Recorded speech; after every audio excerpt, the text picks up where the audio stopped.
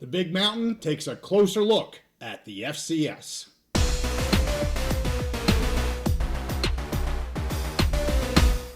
The Big Mountain is everything college football, and this time we talk about FCS. Hey, welcome back to the Big Mountain. I am JY, and Steve and I were able to have a discussion with Sam Herder, the FCS analyst for Hero Sports and BetMGM. Really excited to have him come on, and we're going to get right into it here. Here's our discussion with Sam Herder. And here we are with Sam from Hero Sports. Good to have you with us. Hey, thank you guys so much for having me on. I've been following the show for a while now, so really was glad to get the invite and excited to talk some FCS with you guys. Love it. We love following FCS, the G6 right now. A lot of good stories going on right now. So I want to start with just kind of where FCS is right now. You know, they look a little top heavy. You've got kind of those perennial powerhouses there. Would love to get your understanding of that. And then I want to talk a little bit more about some schools individually. Of course, we got to get into North Dakota State, Tarleton State, and Sac State, three schools that we have talked about here on our pod in the past. But before we get into those specifics, let's just talk about the landscape of FCS right now. Like, how do you feel the entire FCS landscape is? And is there an issue with it being a little top heavy with the top few schools? Yeah, so I think you guys will probably find out, throughout this interview that I'm pretty balanced. There's some negatives, there's some positives. I try to look at both and, kind of be in the middle of things. I think with the FCS, the state of the FCS kind of conversation, and I've been a big part of that, is it's definitely an interesting one. I think the FCS has improved in a lot of ways just with some of its media coverage, some of the investment schools are making, just the overall general knowledge about the FCS, I think, has improved, and there's great coaches and facilities. And I think, one thing I've heard from FCS head coaches is, and I know we'll touch on the transfer portal in a little bit, but because of so many Power Four schools and even some Group of Five schools as well, they're taking so many transfers. The level of high school recruit that's available now for FCS schools has never been better.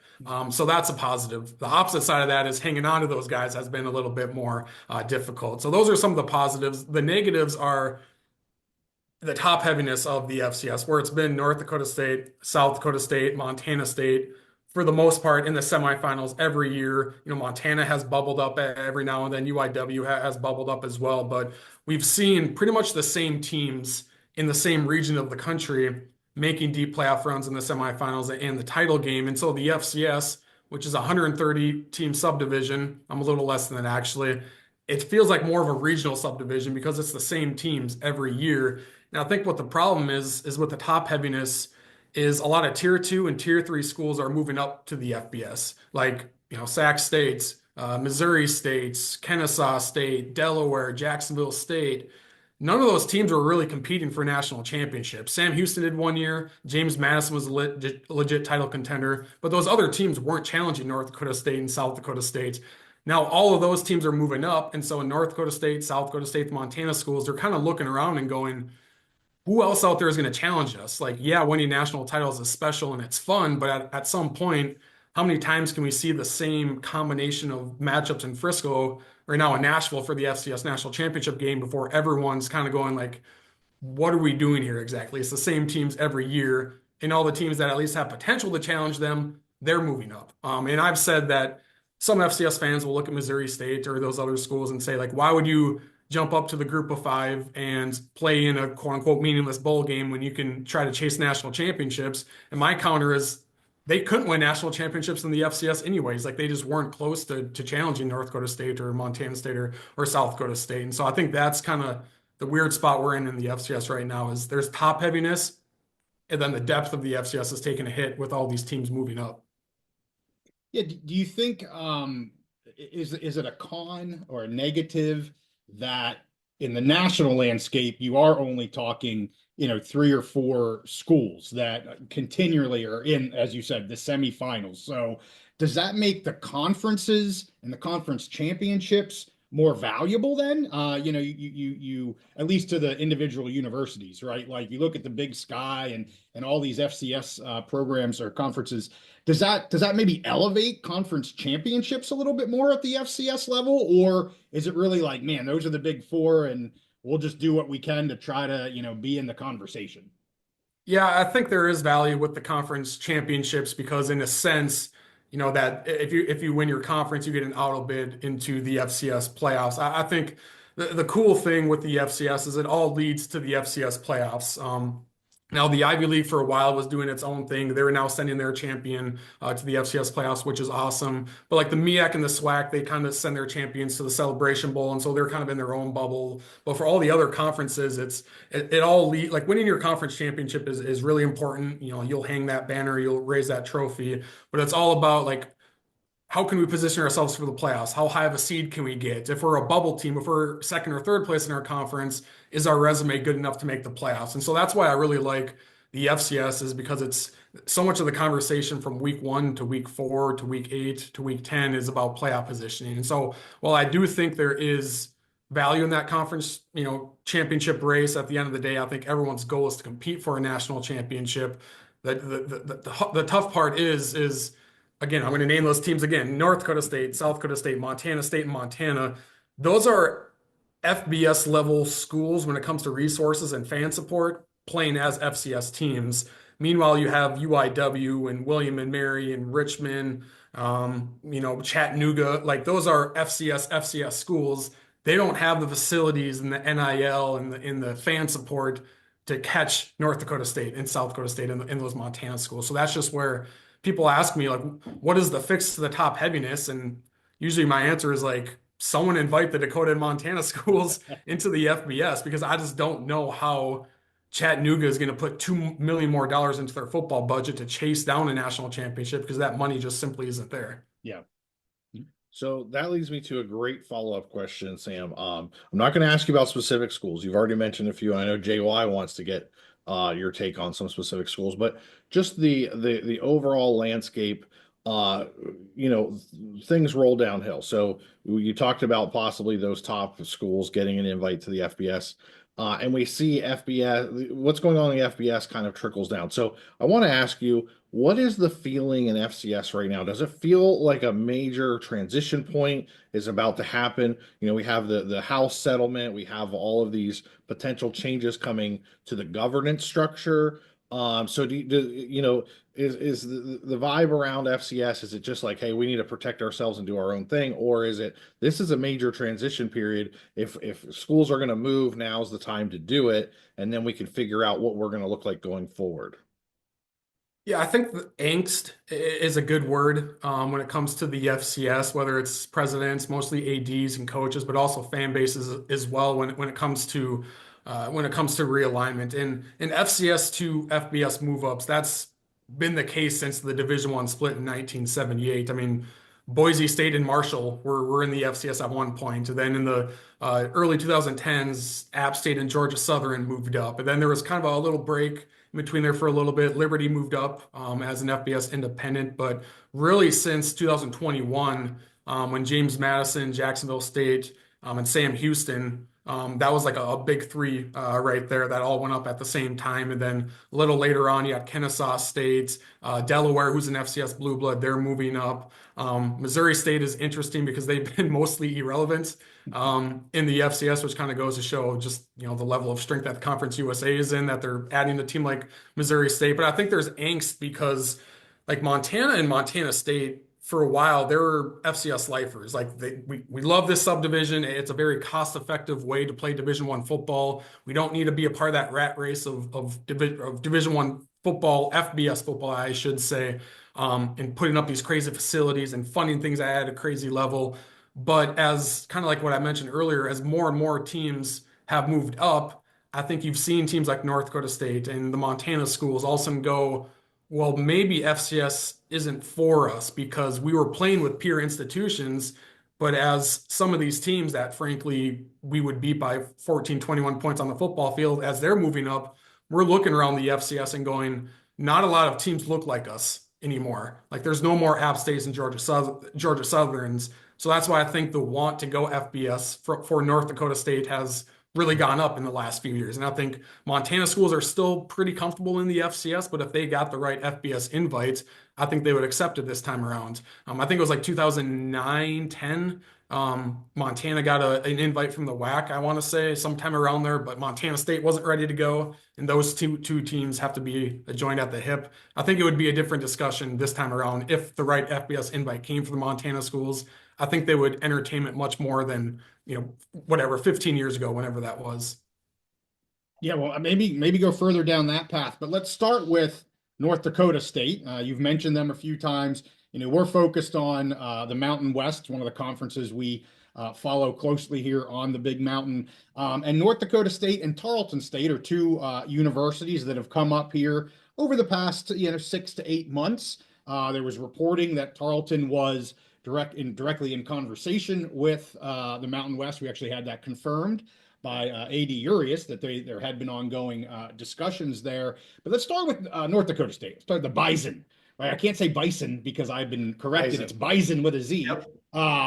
And you kind of hit on this with the Montanas, and I'd love to hear what you have to say about NDSU here in terms of their readiness to potentially jump FBS. And let's, whether it's football only or full membership, if you have comments or opinions on that, that's great. But of course, we're focusing on football here, so I'm interested in their football team. Do you think they're as ready as they've ever been to do so? And, I get a lot of conversations with fans of the Bison that some say the money's there, it's ready to go. It's been there for a long time. All we need is an invite. And then there's other people that are like, yeah, I'm not so sure the money is there. And we don't have to get into necessarily the deep fiscal conversation, but how close do you think NDSU is to being prepared and ready to jump if they got an invite? Yeah, I think NDSU is ready to go. They just need, the right invite, and local and national reporting has said that NDSU has yet to get an invite from, an FBS conference. There was rumors that maybe the MAC was talking to them in the 2010s. I don't think that's true. Some people think that Conference USA extended an invite back in 2021 when Conference USA lost 6 members, and that's not necessarily true either. I think Conference USA just cast a really wide net to see who was interested in their conference. And they got some, teams that were interested, but NDSU wasn't necessarily one of those teams. And so to everyone's knowledge, NDSU has yet to get an FBS conference invite. And I think if they got one, depending on the conference, they would accept. If they got an invite from Conference USA, maybe they would say yes. I don't know for sure because, frankly, the metrics might show you that the Missouri Valley Football Conference is just as strong, if not stronger, than Conference USA. And NDSU's local media deal, not ESPN Plus, but their local media deal is $1.8 million a year. That's more than the MAC. That's more than Conference USA. So they would technically be taking a cut in their media deal, unless Conference USA allows them to keep that local one. I don't know the ins and outs, but I think NDSU is ready. NDSU's fan base is certainly ready to go. They have things with how their scholarships are endowed now. That's a huge thing. They have an NIL collective. They have a $55 million indoor practice facility that was all privately funded. No money from the state, no money from the school. That shows that when the boosters and donors they answer the bell when it comes to, hey, we need this money for whatever reason. And, NDSU, it could be a challenge financially for them to make the FBS jump. Now, if it was football only, they would say Mountain West football only invite. They would say yes in 1 second. All sports, I think they would say yes, but they would, the budget might be tricky because NDSU is the lowest subsidized FCS school. Only 25% of NDSU's athletic budget comes from the state or the school. The rest of it they have to raise on their own. Compared to Sac State and James Madison, 80% of their money they just automatically get from the state and student fees. Makes things a lot easier. But I definitely think the want to go FBS is there for NDSU internally and from the fan base. I know their athletic director holds things pretty tightly to his chest. He's not Sac State's president. He's not outwardly.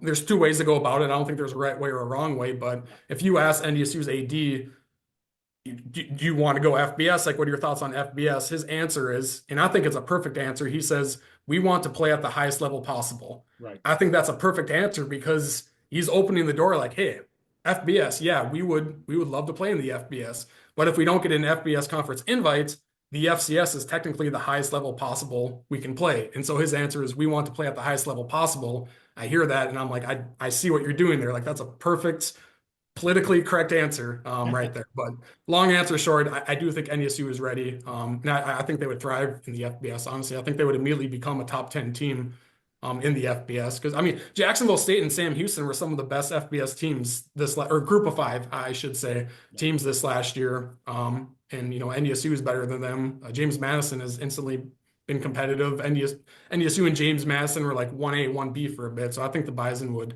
really strengthen in FBS conference.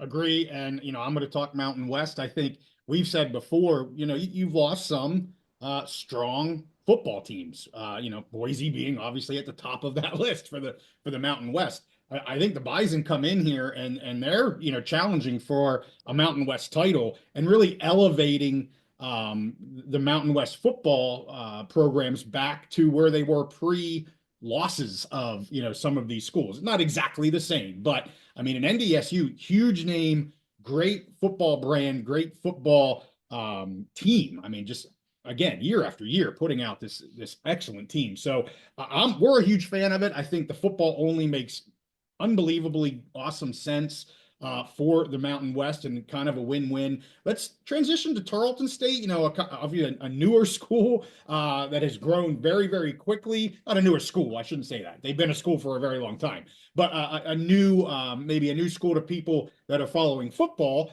You know, they've risen the ranks here fairly quickly, made the FCS playoffs, their first year eligible here, had a first-round win. And they have said they are interested in moving to the highest level possible, the FBS. And as I said, we've heard that there's already been some talks with the Mountain West. Not saying an invite is imminent, but what do you have there for Tarleton? I mean, we've been very impressed. Their facilities are amazing. A lot of investment there. Kind of doing it a similar way, you know, in terms of North Dakota State, just kind of, you know, they're being prepared, and if an invite comes, they'll, you know, take it under advisement, and depending on where that is, you know, possibly accept it. Do you have any other comments on Tarleton? Just we've been very impressed in learning about that school.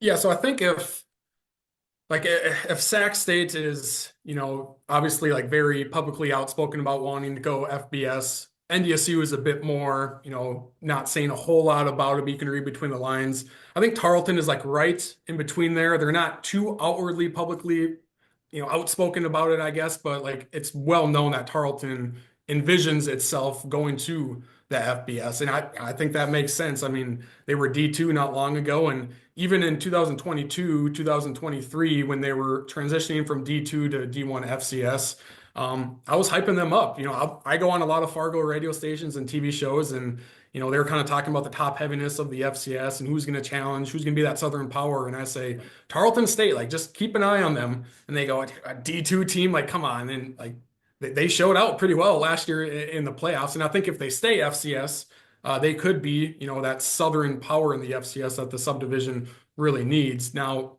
I think if they get an FBS opportunity, Tarleton State would take it. I've kind of heard different things of like, they want to go FBS as soon as possible. I've also heard that, you know, they're maybe being a little bit more patient with it because they want to build out the infrastructure a little bit, not only within the university, in the athletic department, but also like the town as well, like hotel, like small stuff like that, travel, hotel, all that type of stuff, maybe isn't necessarily an FBS level town. And so maybe they're being a little bit more patient, but if Conference USA comes calling, I think they would take that invite. If the Mountain West comes calling, they would certainly take that invite. I do know, and I know you guys have talked about this, of there being some political pushback in the power conference levels when it comes to FBS conferences adding FCS teams. Like they don't want to quote unquote water down the subdivision by adding more FCS teams. I've heard within the Mountain West there was more political pushback in potentially adding Tarleton State than North Dakota State because NDSU was a brand name. People know about their FBS upsets, the number of draft picks, the high level of football they play.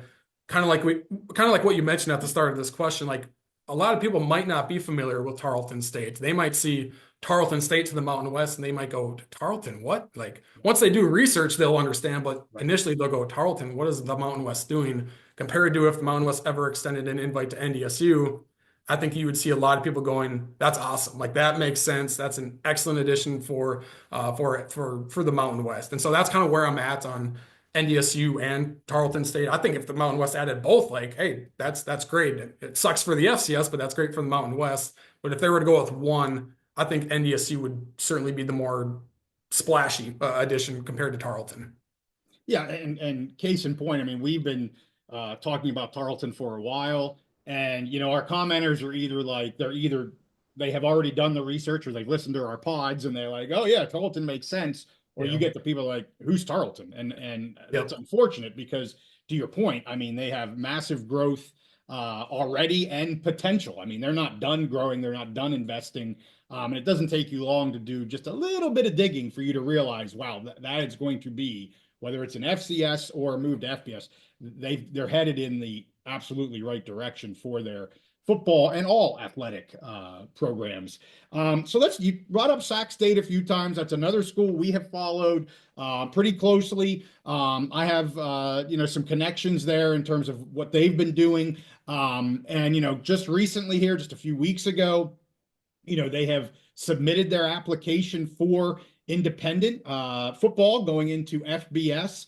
I've learned recently that they're expecting an answer here before the end of the semester. So we're talking probably within a month or so. Would love to hear your take about, where that program is at, what they've done here over the past year or so in this buildup of, Sac-12, Pac-12 and FBS or bust and everything that they're doing there. Would just love to hear your take from the FCS side. Like we're looking at it, we follow FBS conferences and hey, come join the club. I'd love to get your take on, where they've been and where you think they're going and how that's been done. Yeah, I think like when it comes to FCS followers, whether it's media or just some fans that are really plugged in and engaging with FCS, like there's obviously pushback on what Sac State is doing, which not for me, but like I think that's understandable because what Sac State is doing is so unorthodox and so publicly outspoken and aggressive that of course you're going to get people going like, well, that's different. Like, I don't like that. Like, why are they doing it this way? Like they're kind of annoying us by, saying, hey, we want to leave the FCS. It's technically JV compared to varsity and all that type of stuff. I've said on Montana shows and shows in South Dakota, North Dakota, because those are the big quote unquote markets when it comes to the FCS. I said, I think this move makes sense for Sacramento State. Because I think their location, their media market is partially why I think it makes sense. But I also think going independent, they're kind of playing the long game where the reality is being an FBS independent, in my opinion, you're more likely to get invited into the Mountain West as an FBS independent than you are as the 5-time defending FCS national champions because of that one letter, which on the surface doesn't make sense. Like it should just be who the best program is. But there is something about being FBS established and not having all that transition in the transitional period. And so it's definitely playing the long game for Sacramento State to position themselves into an FBS conference invite.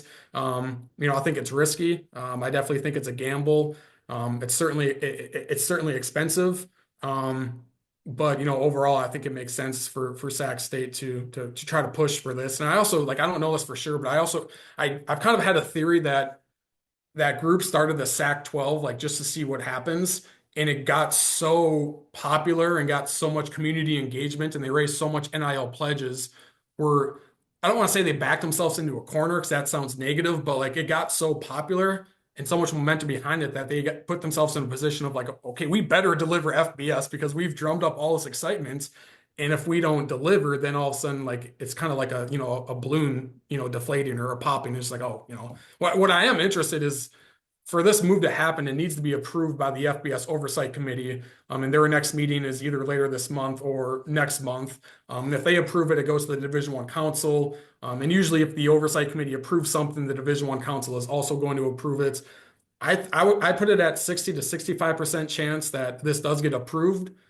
But at the same time, like these are FBS commissioners and ADs who don't necessarily want FCS teams coming up. What if they say, sorry, like we're not going to grant you that waiver? Like that, what if that happens? Like Sac State is kind of quote unquote stuck in the FCS if they don't get the votes they need. Again, I think they will get it, but it's not 100% guaranteed that they're going to get this approval. I agree. I think they're going to get it. I mean, you know, I was going to ask you that question, so I appreciate you answering where you thought that would end up. I'm definitely on the 60-70% side of them getting that. And where does it end up? This is me just assuming, but it could end up in the courts. Because of antitrust types of deals, and you can't hold us back. We're doing everything that's written. We have the 5 million, we have the X, Y, and Z. We're going to follow the rules. So anyway, I don't know if that's where it's going to end up, but it could. We seem to have a lot of lawsuits right now with the NCAA. Yeah. The other thing, a couple other things with Sac State. It's interesting you bring up, just the support that they had, and I have heard that the group, the Sac-12 committee, Sac-12, Pac-12. A lot of that group was the same group that helped save the Kings not too long ago. So, when they were trying to keep the Kings in Sacramento and build that support, able to do that, got a lot of local support. Not exactly the same group, but a lot of people that were instrumental in that and able to save the Kings also have done a Pac-12. And what I found really great about it wasn't just the school doing this. Like they got their local politicians, local business owners. Like it is all encompassing, where they all are trying to advance that not just narrative, but actually push to become an FBS school. The other thing I would say, just to go back to what Steve mentioned earlier, is this kind of that strike while the iron's hot? He mentioned that with FCS schools moving to FBS. We talked about that with Josh Wood, who's the brother of Dr. Luke Wood. Kind of like, wow, is it kind of now or never? And that's a little, again, doom and gloomy maybe, but there is an opportunity right now, and it could be for Sac State or anybody else. Do you feel that's one of the reasons why it's kind of like, hey, yeah, Sac State, we got to go now, or we may never go? Yeah, I think that could be a mindset. I've heard two different type of mindsets over the last 3 or 4 years, because realignment wheels have really started to spin really faster. I've heard the mindset of, we don't want to jump into the FBS as an FCS program. We don't want to jump up to the FBS because we don't know what we're getting into, like what the FBS is. Like we don't know what the P4 is going to look like, the group of 5, like the whole subdivision as a whole, like our bowl games going away, like how valuable are our bowl games? Is the G5 seat at the CFP table? Like where's that going to go? Post-house settlement, like what does it mean to be FBS? Right. And so some people are saying, let's just wait until we figure out what FBS is. And then as long as we're competing and putting resources in, like eventually things will fall our way and we'll get an invite. There's the other side where let's just get in the FBS boat now and figure it out as we go. Because kind of like what you mentioned, that pathway to go from FCS to FBS, it could open, it could also slam shut. Mm-hmm. Just because maybe realignment wheels stop and there's no invitations out there, or just the pathway becomes much more difficult. I know a team, for example, like Sam Houston, they'll tell you, like at the time when they moved up and you ask them, do you think you're ready to go to the FBS? And they'll say, I don't know if they'll say on the record, but off the record, they would say like, we're probably not ready, but we got the invite, and it's now or never, because we don't know if we'll get that invite again. And so, and they're doing well, like their stadium renovations, they're competing well. So it wasn't like they went to the FBS and like everything went on fire, but like they weren't necessarily ready to go. But there is kind of had the mindset of like, let's get in there. Then as we go, like we'll sort all this out. And so it's two different mindsets. And I think Sac State is in that mindset of like, let's go now. Especially because all the different, the different moving parts out West, it seems like now or never, if they're going to go, like the Mountain West needs members, the Pac-12 needs members. Even if we Sac State, even if we have to go FBS independent, like that can put us in a good spot in 2027, 2028, whenever things move once again in realignment. Yeah, it's not like out east or even, central, where you've got the opportunity for maybe 3 or 4 invites. Out west, you've got 2 conferences right now, right? Yep. I mean, It's either the Pac because they are rebuilding, or it's the Mountain West. And I think you're right. Opportunity is more limited out. There's less schools, obviously, but opportunity is also less as well. I think you hit the nail on the head there, kind of with there's two different kind of theories of thought, and it maybe gets to what's governance going to be like in the future. Are we going to have 3 subdivisions? I don't want to go down that rabbit hole, but I think Steve had a question. So were we done with Sac State? Is there Yeah, anything? no, Okay. yeah. If you have anything else, So I want to circle back to North Dakota State, or the Dakotas. Something you said earlier, you mentioned about the Montana schools basically being tied at the hip, and they're in the same states. There's obviously political, legal connections there. North Dakota State, I mean, I think you were pretty adamant that they're ready to go if they get that invite to an FBS conference. I want to ask about South Dakota State, because it's always talked about, they say the Montanas and the Dakotas. right. So what's your feeling on that, as far as would they, is South Dakota State ready as well? Could they be a package deal? Basically just what's your feeling on that? Yeah, so I think like Montana and Montana State, because they're under the same board of regents, like they have to be together. Like they have to be in the same conference no matter what. That's not the case in South Dakota, and it's not the case in North Dakota. In fact, South Dakota State and North Dakota State made the Division I jump kind of together. Meanwhile, USD and UND stayed in D2, and then they made the jump up like I can't remember what, 4 or 5 years later. And so NDSU could go to the FBS without UND. I know some people said that, NDSU wouldn't make the jump without South Dakota State. They need to be together. Like that's not true at all. Like they would love to keep that rivalry together, but if NDSU got a Mountain West invite, the Bison aren't going to be saying you have to invite South Dakota State too, or else we're not going. Like that's just not realistic. If anything, it'd be valuable for just NDSU to go and not South Dakota State, because they're the only FBS team in, kind of in that region. You have Minnesota right there as well, but kind of in the Dakotas. I think going back to South Dakota State, I think if their want to go FBS is kind of, it's not really there. But I also think they're in the mindset of things are changing. Let's position ourselves well when it comes to facilities and funding and just being on-field competitive. Let's position ourselves well, so if we ever do get an invite, we can make an informed decision. I think if NDSU ever went to the FBS, that want from South Dakota State would increase of wanting to go FBS. But I think South Dakota State right now is pretty comfortable with where they're at. I know they really like the Summit League, mostly because the Summit League basketball tournament is held in Brookings, South Dakota. So a huge advantage for them. But I made this comparison that South Dakota State fans right now are what NDSU fans were in the early 2010s when it comes to the FCS and the national championship. Like NDSU fans in the early 2010s were like, they go to Frisco every year for the national championship. Like they're riding a high, winning titles are awesome. Now for NDSU, 8, 9, 10 titles later, it's still special, but it's kind of okay, been there, done that. South Dakota State has won their first 2 national championships recently. They're still like, FCS is awesome. This is great. It's like we love the playoffs. We love the 2014 bracket. Competing for a championship is so much better than bowl games. That was NDSU's fans' mindset 10 years ago, and now NDSU fans have kind of wanted the next thing. I think South Dakota State fans are starting to turn where they're going, well, we still prefer the FCS, but like the FBS, that won't be the worst thing in the world either, because again, it goes back to playing with peer institutions. So I think you're starting to see South Dakota State turn not turn, but kind of morph a little bit more into, well, maybe FBS, if it's an option ever, like that wouldn't be the worst thing compared to 3 years ago. South Dakota State was like, no, we don't want to be a part of FBS. Like that, we're fine in the FCS. I think that's starting to change a little bit.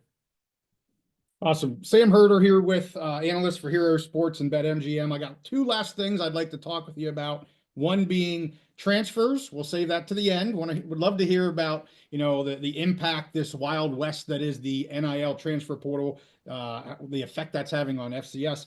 But first, let's quickly talk about, it's kind of the big news right now, this Missouri Valley and Summit partnership potential. Can you give us kind of a Reader's Digest version of what's going on and maybe the likelihood of this coming to fruition? Yeah, it seems like it's, they're just kind of finalizing some things to make this agreement happen. And a lot of it is behind the scenes stuff, just governance, conference structure type of things. Right now, the Missouri Valley Football Conference is a single sport conference. They're a standalone conference. Yes, they kind of work hand in hand with the Missouri Valley Conference and the Summit League as far as housing those two conferences. If they have football teams, they go into the Missouri Valley Football Conference. But Valley Football has been a separate entity. There's been discussions in the last year of what is best for that conference. Should they remain a standalone conference, or should they go more under the umbrella of an all sports conference?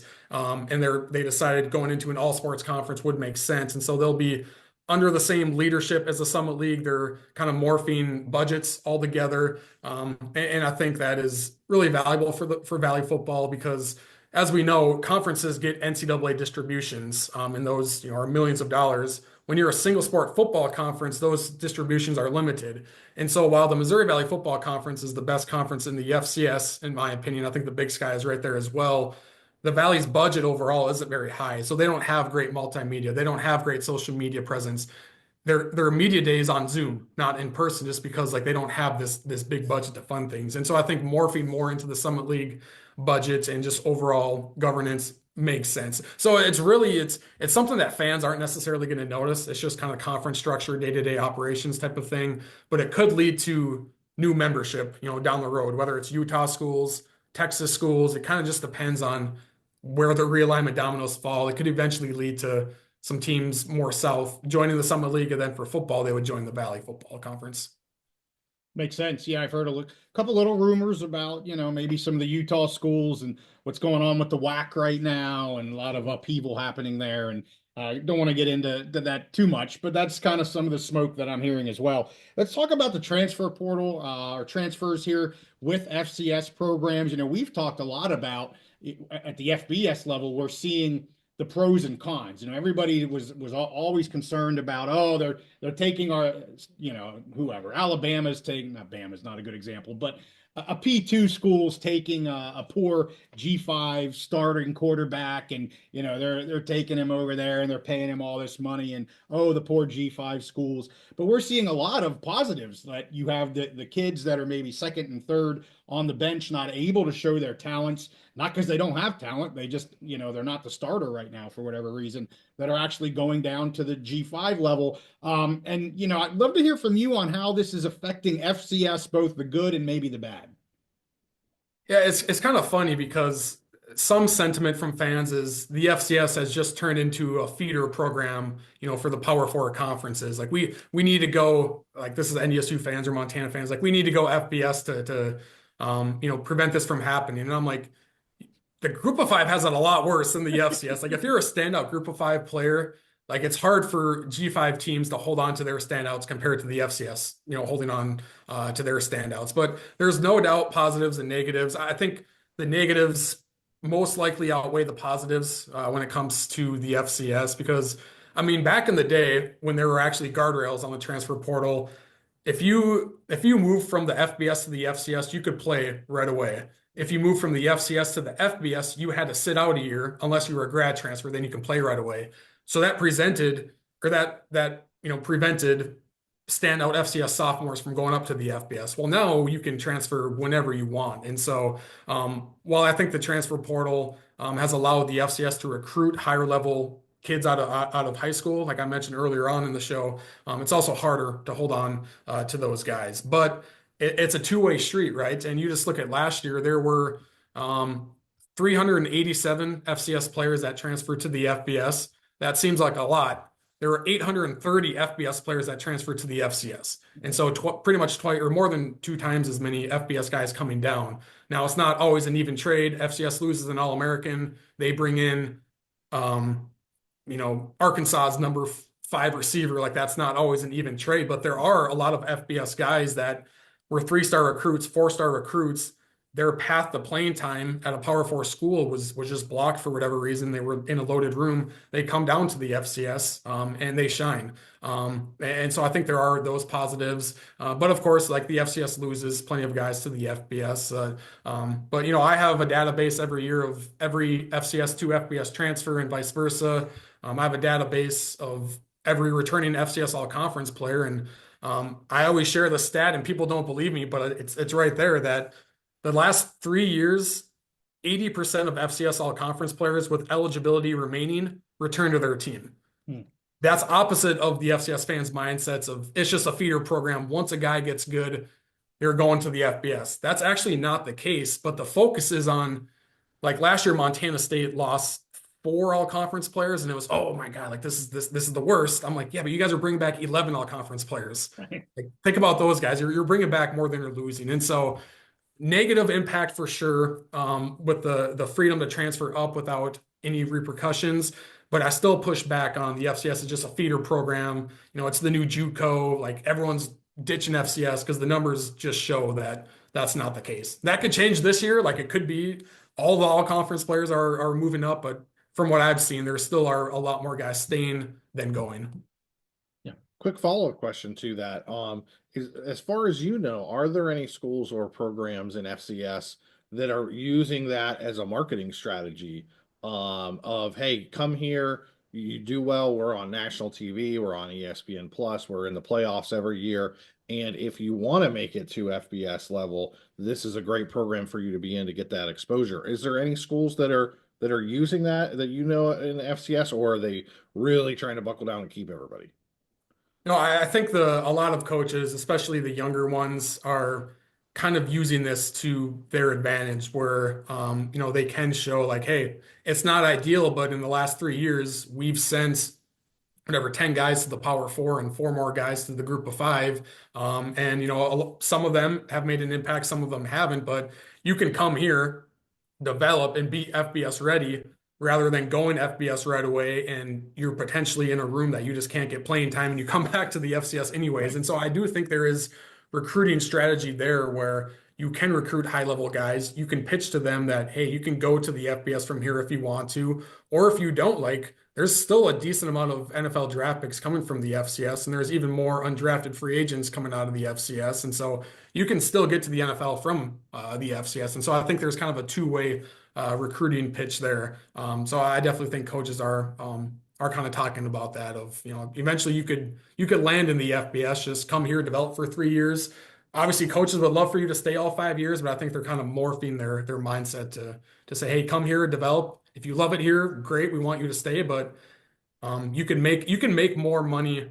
I can't remember, there was a specific example, I can't remember the name, but an FCS player wanted to go Power 4 last year. And their coach told them, said, hey, stay 1 more year, get 1 more year better, and your NIL deal is going to go up. And the guy went from like a first-team all-conference player to a first-team all-American player. And his NIL deal, I don't have numbers, but like it went up. And so they're telling him like, hey, if you're going to leave, I get it, but give us 1 more year, develop, and then go up and get even more money. So it's so different now than what it was with what coaches, but good coaches adjust, and I think they are using the transfer portal to the best of their ability in a positive manner, I guess. Yeah, I mean, you got to play the hand you're dealt, and it sounds like to your point, especially maybe more of the younger coaches, are realizing that and able to do that maybe better than some others. I love that data point there. 80%. Again, we'll see if that trend continues, but definitely flies opposite to what a lot of people like to say about both the FCS and the G5 programs. Like we're losing this talent, and you get the big headlines. Again, those quarterbacks that leave, those are the big headlines, and the ones that are coming from a power school down, if you want to call it that, to a G or an FCS, they don't get the headlines as much, but they're just as valuable to that team, or maybe more valuable to that team, and they're just not the big names and what you're seeing the headlines be. So I love that data point. Awesome. And for those that are interested, you got to follow Sam on X. He is all over FCS stuff, data galore, and really, really good follow. Sam, thank you so much for joining us here on the Big Mountain. Yeah, thank you guys so much for having me. I appreciate it.